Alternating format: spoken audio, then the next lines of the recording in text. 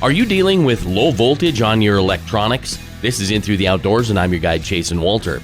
I love it when listeners offer ideas for episodes. This one comes from Mark. He was experiencing low voltage in one of his fish finders while the other one had perfect voltage. He mentioned that the unit with low voltage was low enough to set off the voltage alarm. You can set that alarm where you want, but I believe it comes at 10 or 11 volts. If you have more than one fish finder on your boat, and a lot of people do these days, I have 3 on one and 5 on another.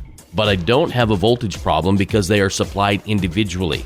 If you have one fish finder, you're probably fine just being hooked up to the fuse block on the boat. If not, even so, you should have that fish finder, whether it's a Humminbird, Lowrance, or Garmin, hooked directly to the battery. You want to use the best gauge wire you can find, and in an ideal world, you want to use marine wire, which is tinned copper and won't corrode as easily as cheap copper wire.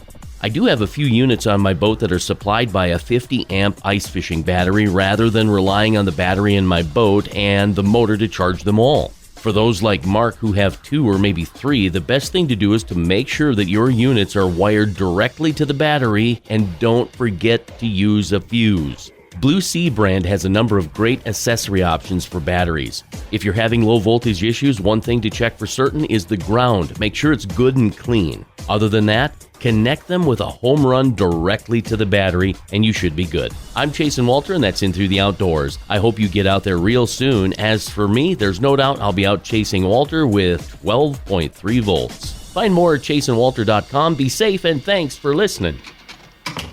If you like what you hear and you want to listen to more, you'll find tons of stuff on my website at chasenwalter.com, including Between Hook Sets, the Real Story podcast, every Wednesday night at 7 p.m. on Facebook, YouTube, and wherever you dabble in podcasts.